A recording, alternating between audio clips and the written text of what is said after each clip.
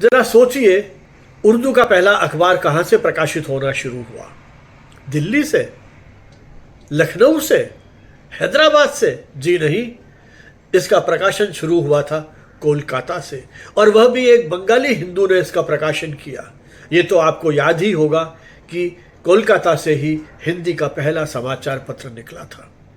27 मार्च 1822 एक उर्दू अखबार ने जन्म लिया जिसका नाम था जाम-ए-जहानुमा, और इसका शुरुआत जिसको करने का श्रेय जाता है वो है हरिहर दत्त, और संपादन किया सदा सुखलाल ने। हरिहर दत्त, जिनके पिता स्वयं एक प्रतिष्ठित पत्रकार थे और तत्कालीन समय में बंगाली साप्ताहिक संवाद कौमुदी के प्रकाशन में भी उनकी महती भूमिका रही थी। इस अखबार के मुद्रक थे एक ब्रिटिश कर्मचारी। इस प्रकार पंडित हरिहर नाथ को उर्दू पत्रकारिता का आदि संपादक माना जाता है। जिस समय अंग्रेजी और बांग्ला अखबारों का दबदबा था, उस समय उर्दू का अखबार शुरू करना एक साप्ताहिक सांस्कृतिक पहल थी। उन्होंने उर्दू भाषा को सार्वजनिक संवाद की भाषा बनाने में अपना महत्वपूर्ण योगदान दिया। एक बंगाली हिंदू, एक पंजाबी हिंदू और एक ब्रिटिश मुद्रक मिलकर के उर्दू पत्रकारिता को जन्म देते हैं। क्या यह भारत की असली पहचान नहीं है? बहुलता में विशिष्टता और भाषा से जुड़ी हुई एकता, यही तो हमारी परंपरा है।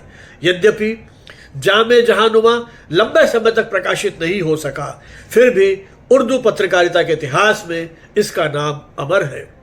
इसने उर्दू अखबारों की सशक्त परंपरा की नींव रखी, जो आगे चलकर दिल्ली, लखनऊ, लाहौर जैसे शहरों में फलती फूलती चली गई। जाम-ए-जहानुमा केवल एक अखबार नहीं था, उस दौर के संघर्षों, सीमाओं और साहस का एक प्रतीक भी था।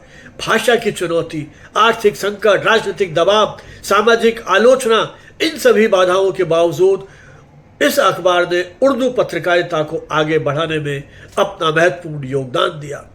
जाम-ए-जहानुमा दुनिया भर की खबरें, स्थानीय, अंतर्राष्ट्रीय, लेकिन असली संदेश था भाषा जोड़ती है, तोड़ती नहीं।